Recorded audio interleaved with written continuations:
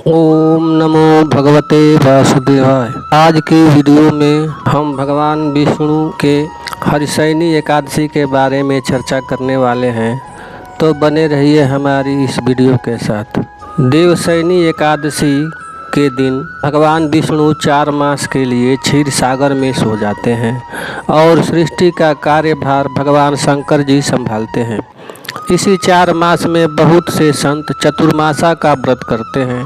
कार्तिक शुक्ल एकादशी के दिन भगवान निद्रा से जग जाते हैं और इस एकादशी का नाम देवउठनी एकादशी है। देवउठनी एकादशी से शादी विवाह का शुभ मुहूर्त शुरू हो जाता है। देवशयनी एकादशी का शुभ मुहूर्त आषाढ़ शुक्ल पक्ष 11, तिथि प्रारंभ 9 जुलाई शाम 4:29 से और समाप्त 10 जुलाई दोपहर 2:13 तक है। देवशयनी एकादशी का व्रत और पूजन 10 जुलाई को किया जाएगा।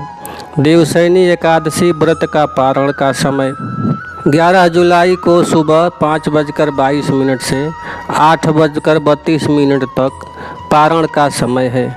एकादशी के दिन शाम को विष्णु भगवान का पूजन और आरती करने के बाद एक मंत्र बोलना है। ओम सुप्ते त्वयि जगन्नाथ जनत सुप्तम भवेदिदं विबुद्धे त्वयि बुद्धम च जगत सर्वचराचरम। इस मंत्र का जप करके भगवान विष्णु को सुलाना चाहिए। अब देवशयनी एकादशी की कथा के बारे में हम आपको बतलाने वाले हैं। हिंदू धर्म में देवशयनी एकादशी व्रत का बहुत ही खासा महत्व माना जाता है, जो कि प्रत्येक वर्ष आषाढ़ महीने के शुक्ल पक्ष की एकादशी तिथि को मनाई जाती है। ऐसी मान्यता है कि आज के दिन भगवान विष्णु 4 महीनों के लिए पाताल लोक में राजा बलि के यहाँ योग निद्रा में चले जाते हैं। इस समय से सूर्य, चंद्रमा और प्रकृति का तेज कम हो जाता है, इसलिए कहा जाता है कि देव शयन हो गया है। आम भाषा में देवशोनी 11 देवता सो गए हैं कहा जाता है। जिसके 4 महीने के बाद कार्तिक मास की शुक्ल पक्ष की एकादशी को अपने लोग क्षीर सागर को वापस प्रस्थान करते हैं। इसी कारण इसे देवशयनी एकादशी कहा जाता है। कार्तिक मास वाली एकादशी को देवोत्थान एकादशी या देवउठनी एकादशी कहा जाता है। आषाढ़ महीने से लेकर कार्तिक महीने की एकादशी तक के बीच वाले समय को चातुर्मास्य कहा जाता है। इन 4 महीनों में भगवान विष्णु जी क्षीर सागर की अनंत शैया पर शयन करते हैं, इसलिए इन 4 महीनों में विवाह आदि जैसे शुभ कार्य करना वर्जित है। पौराणिक मान्यताओं के आधार पर तेज तत्व या शुभ शक्तियों के कमज़ोर होने पर काम के परिणाम शुभ नहीं मिल पाते। इस कारण इस समय विवाह करना, गृह प्रवेश करना आदि कार्यों को बहुत ही अशुभ माना जाता है। कहा जाता है कि इन दिनों में साधु लोग एक ही स्थान पर रहकर तपस्या करते हैं। देवशयनी एकादशी 2022 का व्रत करने से सामूहिक पापों और समस्याओं का नाश होता है। व्यक्ति का शरीर मन शुद्ध हो जाता है।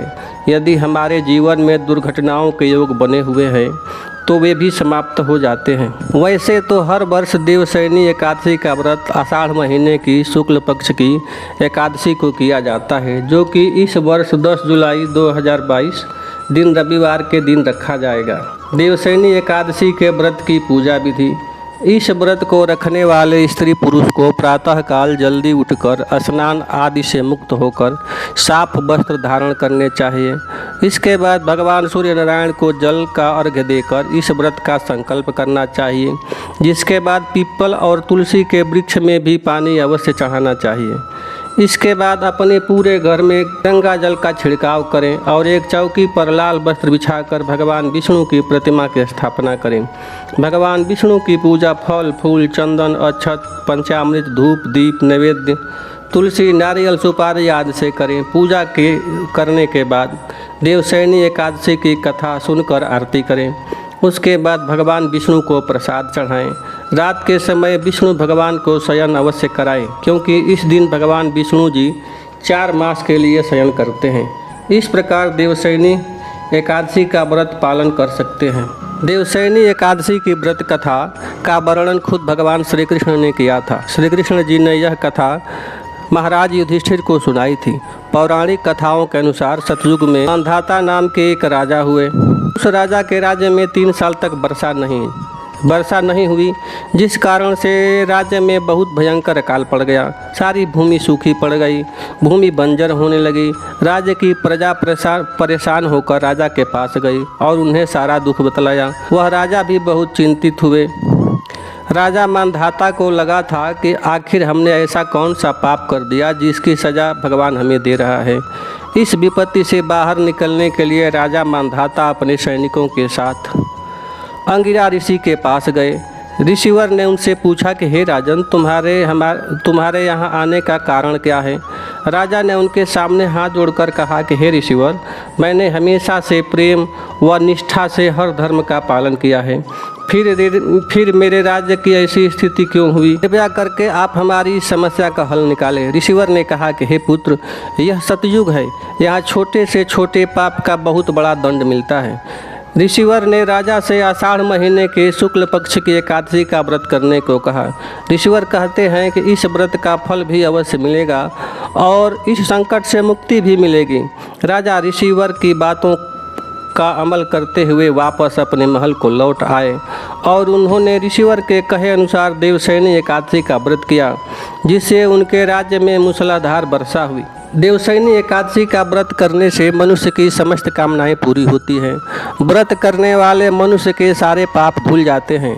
देवशयनी एकादशी का व्रत करने से मनुष्य को मानो जैसे एक नए जीवन की प्राप्ति होती है। व्यक्ति का मन और संपूर्ण शरीर शुद्ध हो जाते हैं। यदि व्यक्ति 4 महीनों तक विधि विधान सहित पूरे व्रत को करते हैं तो उन्हें महाफल प्राप्त होता है। प्रेम से बोलिए विष्णु भगवान की जय। ओम नमो भगवते वासुदेवाय।